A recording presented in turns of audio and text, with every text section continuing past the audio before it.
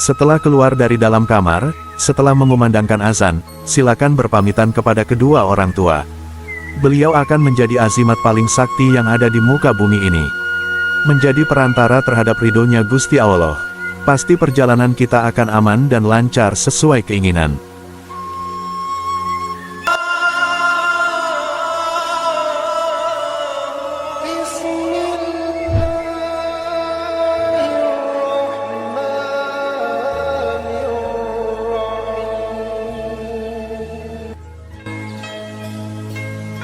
Assalamualaikum warahmatullahi wabarakatuh. Hai sedulur, saudaraku semua. Iye kabare saiki. Saya doakan, semoga senantiasa, kita dijaga oleh Gusti Allah dari segala amarah bahaya, selamat dari dunia hingga akhirat. Amin. Pada video kali ini, saya akan membahas tentang keselamatan dalam perjalanan. Tanpa bacaan-bacaan tertentu, cukup dilakukan sebelum keluar dari pintu rumah. Namun sebelum lanjut menonton video ini, bagi yang belum subscribe channel ini, silakan tekan dulu tombol subscribe-nya, agar tidak ketinggalan video terbaru dari kami. Terima kasih, semoga bernilai sedekah. Amin. Baiklah, ada 3 cara yang harus dilakukan sebelum melakukan perjalanan, agar perjalanan kita dilindungi oleh Gusti Allah.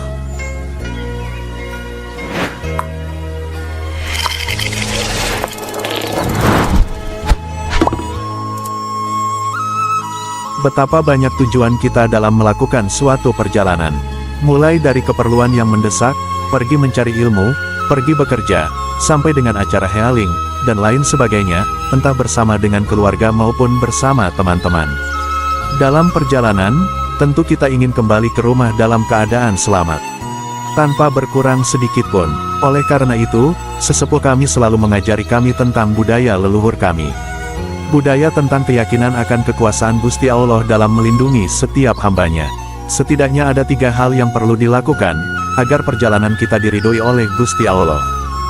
1. Mengumandangkan azan. Apabila kita akan bepergian, baik pertama kali mau berangkat mencari ilmu, seperti pertama kali masuk sekolah, pertama kali mau berangkat kerja, seperti pertama kali bekerja di tempat tertentu, pertama kali merantau ke negeri orang, mengadu nasib ke negeri orang, seperti pertama kali berangkat untuk bekerja, pertama kali mau jualan, seperti contoh baru membuka usaha, atau bahkan hanya mau jalan-jalan bin healing, dan lain sebagainya.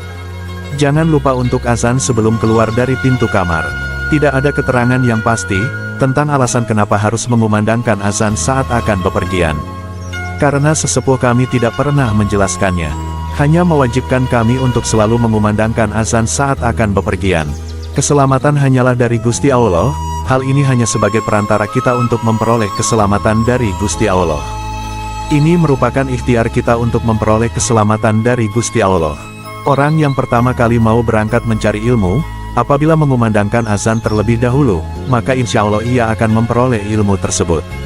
Akan berhasil, akan sukses dengan ilmu tersebut, akan selamat dari segala gangguan, akan mampu menghadapi segala ujian dan rintangan. Ia akan berhasil dengan cita-citanya. Kalau pedagang, apabila mengumandangkan azan sebelum berangkat ke warung, maka insya Allah dagangannya akan laris manis. Selamat dari gangguan apapun, termasuk gangguan dari makhluk halus. Sedangkan orang yang jalan-jalan hanya untuk refreshing, apabila mengumandangkan azan terlebih dahulu, maka insya Allah ia akan kembali lagi ke rumahnya dalam keadaan selamat, tanpa berkurang apapun. Tandanya, apabila kita akan bepergian tapi tidak aman, hati kita tidak akan tenang. Pasti gelisah.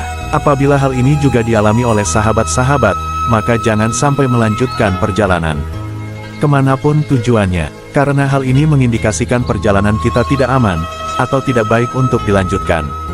Sebaiknya ditunda dulu ke waktu yang lain, karena apabila dilanjutkan, nauzubillah akan terjadi hal-hal yang tidak kita inginkan. Seperti kecelakaan, dirampok dan lain sebagainya. Berarti Gusti Allah sedang tidak merestui perjalanan kita. Jangan sampai dilanjutkan karena akan berbahaya. 2. Pamit kepada orang tua. Setelah keluar dari dalam kamar, setelah mengumandangkan azan, silakan berpamitan kepada kedua orang tua. Beliau akan menjadi azimat paling sakti yang ada di muka bumi ini. Menjadi perantara terhadap ridhonya Gusti Allah. Pasti perjalanan kita akan aman dan lancar sesuai keinginan. Apabila orang tua sudah meninggal dunia, silakan hadirkan mereka dalam benak kita. Bayangkan mereka sedang ada di depan kita. Anggap mereka masih bersama kita.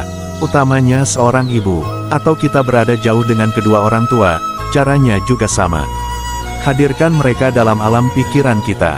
Hadirkan seperti mereka sedang berada di sisi kita.